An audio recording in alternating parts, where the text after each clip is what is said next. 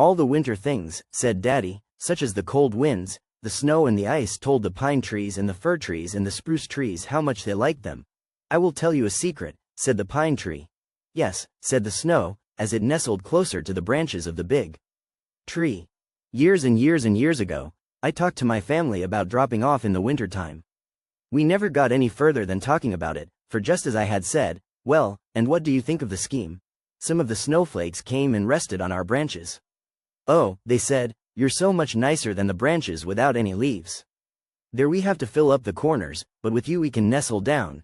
The north wind told us, continued the pine tree, that it was such a joy to have a good strong tree around that wouldn't feel hurt if he played about and had a good time.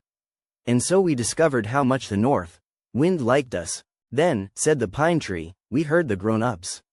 They said what a comfort it was to have some green trees in the winter, and they said how horrible it would be if every tree were quite bare and ugly. And then came the children. They walked through the woods one snowy day and they stopped to look up at us. Ah, how tall those trees are! And how warm it is in these woods! Our favorite trees are the winter trees, the spruce trees, the fir trees, the pine trees. Now do you understand how we have to be as fine looking in the winter as in the spring? And the snow understood. My life is a sad one, said the stewed prune. How is that? Asked the orange, nearby. Oh, dear, no one loves me. People usually eat me when they can't get anything else. But I saw them eat you, and by you, of course I mean members of your illustrious prune family, when a member of my family was around. Once in a while that happens, said the prune, but it is very, very seldom. One morning, continued the prune, someone at the breakfast table apologized and said, I'm sorry, but we only have prunes this morning. Wasn't that sad? Enough to break the poor heart of a prune. You haven't a heart, prune, dear. You only have a stone as your heart of stone. That means hard-hearted, and so forth, said the orange. Ah, but that's wrong, said the prune.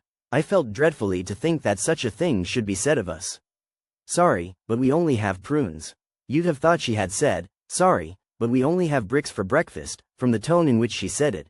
And then what was our joy, and a thing the family has never forgotten nor ever will forget, when in reply the person at the table said she actually and really liked prunes. That event will be put down as the greatest event that has happened in a long time. And following that great event are a number of others, and we plan to erect a monument made of prune stones and made only of those stones left by people who've enjoyed the prunes. Isn't that a good idea? Yes, indeed, said the orange. Just then the orange was called for and the prune with its brothers and sisters stayed behind. Poor prunes, cried the prune who had been talking. Our great monument may not go up so fast as for a moment I had hopes that it would. Ah, well, we have the ever-ready prune juice to receive the sad tears of the prunes. And then they sang this ditty. Poor prunes, how sad is your lot. Some people like you, but, alas, most do not. But you're really, poor prunes, you're really good food, and those who say not, are, I fear, very rude. Molly, began Daddy, was very musical, and ever since she had been a little girl, so little that she had to be lifted to the piano stool, she had been able to play anything she heard. Her family were far from being well off, but they strove to give Molly a musical education.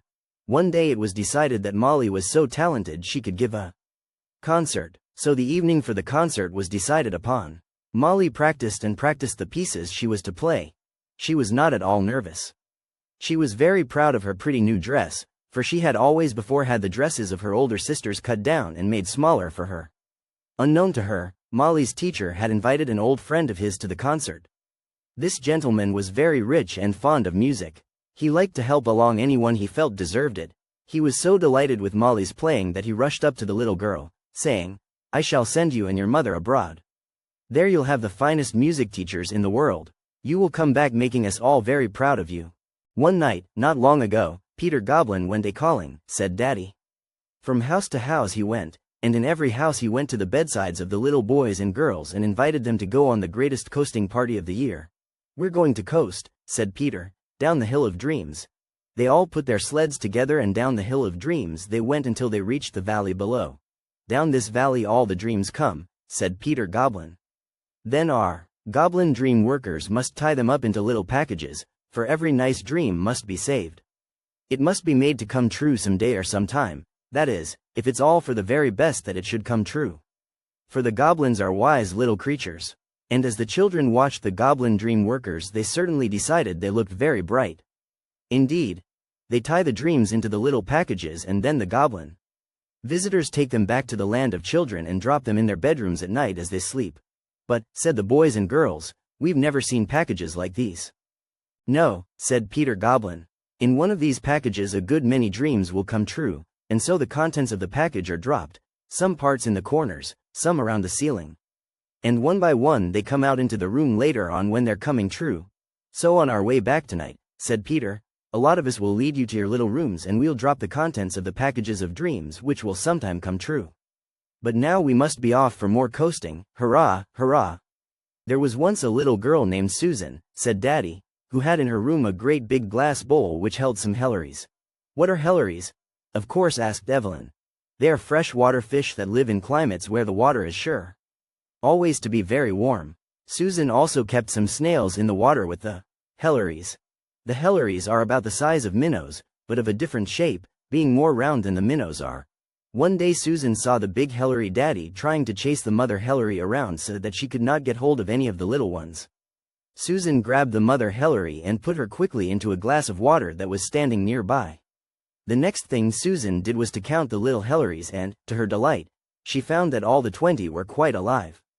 But they had evidently been very much frightened, for they were all in a corner of the bowl, as near to the daddy hellery as possible, and the big daddy hellery was quiet and seemed to be much relieved that the danger was over.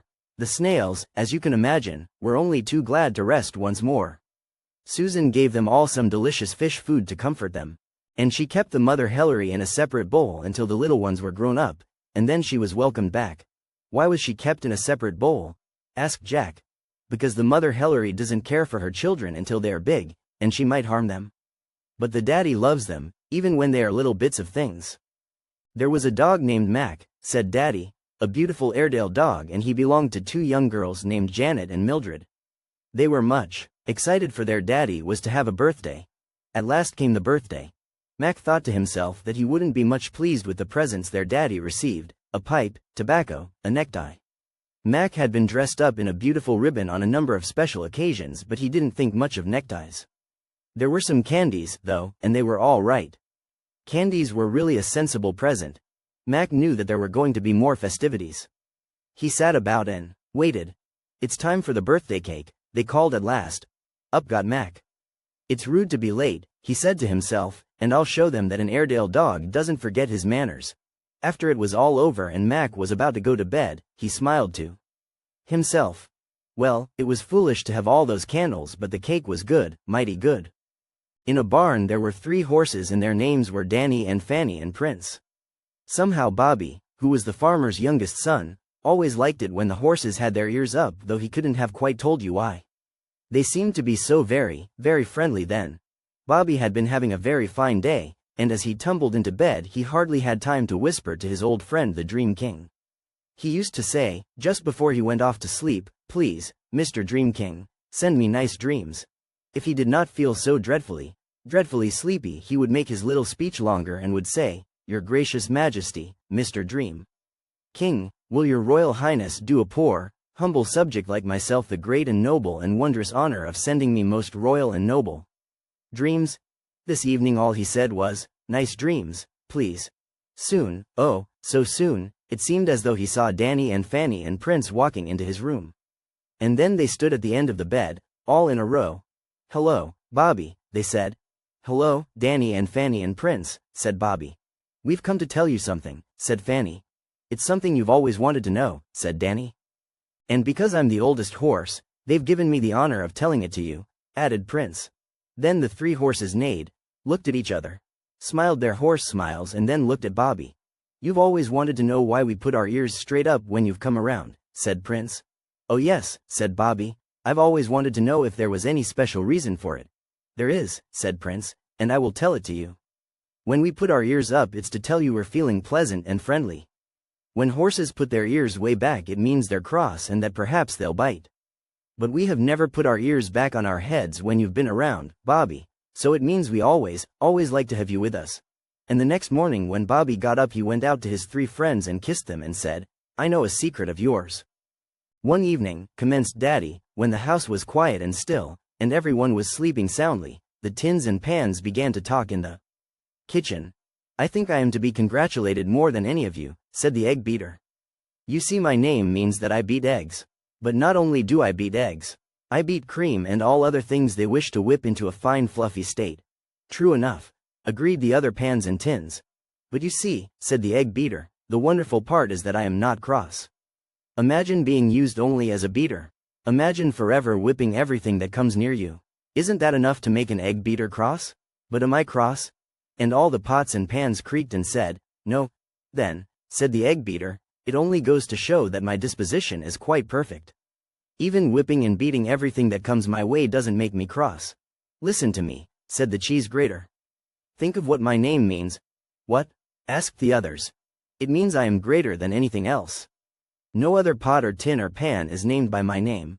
"Oh," chuckled the gravy spoon, a big, good-natured, easy-going spoon, "you don't understand at all." "What don't I understand?" asked the cheese grater. "You see, I help the gravy at the table and I hear the grown-ups and children talk. They say that greater means something finer, bigger, stronger, more noble than something that is merely great. Now greatest means the best of all. You see, the way they spell your name is quite different from the way they spell the word that means great." "And what difference does that make?" asked the cheese grater, who was feeling sad. "All the difference in the world," said the gravy spoon. "It means something quite different. The very idea of making such a mistake," said the cheese grater sadly. "Never mind," said the egg beater. "I have a really bad name and I rise above it. I do the best I can and don't complain. You must do the same." "I will," said the cheese grater. "But I am so disappointed." So the rest of the talk between the tins, pots and pans was not upon their names and the meanings of them. A little girl named Ginny, in crossing the street one day, saw a needle shining very brightly in the center of the crossing. She picked it up because, as she said to herself, some horse might get it in his foot and have it hurt dreadfully. She stuck the needle in her fur and walked on. Soon after she was home she went to bed and soon she was sound asleep. The bright needle in the fur seemed to grow brighter and brighter. It looked like something alive, it was so bright, and, sure enough, it was talking. "I came over from Italy with a very poor girl who was a sewer. She did most wonderful fancy work. Her beautiful work brought ever so much more money than it formerly did, and after a time she was never worried any more. Well, after a while she succeeded so well that she bought a little house and no longer had to work. Today she was carrying her work bag to a friend's house to sew a little for amusement. But there was a hole in the bag, and I fell out. Then you came along and picked me up. I'll help you sew if you like, Ginny, for my kind mistress doesn't need me now." When Ginny awoke there was the needle on her fur, and she put it in her work bag with such pleasure. Lucifer and his mistress went for quite a long drive one day. On their way home his mistress stopped to make a call. Lucifer stayed alone in the wonderful carriage. Some common dogs passed by. They were barking and playing and seemed to be having a very good time. Lucifer looked at them as if he sometimes longed to be a real dog and to play as other dogs did. But of course there was his family to be thought of and his background. He could not disgrace it. He must not try anything different. He must just stay at home, doing nothing but wear a big bow of ribbon and hear his mistress tell of what a fine breed he was. But the other dogs did fill him with envy. He had a strange longing to be out playing, too. What a stupid life he led. No fun at all, and he would like to see more of the world. No matter where he went with his mistress, the world always seemed the same. He wondered to himself if the dogs would play with him. He barked and they looked at the Victoria and at the poodle dog with the blue bow. They seemed to be laughing at him, and for the first time his family tree didn't seem of any use. It was simply that the dogs were judging him for what he was. They didn't care a bit about his father or his grandfather. "Could I join you?" he asked. "Well, you don't look as though you amounted to much," they said, "but come along. We'll try to be kind to you." "Oh," said Lucifer, as he ran along, "I do amount to a great deal. You don't know, I have more of a background than any of you." "What?"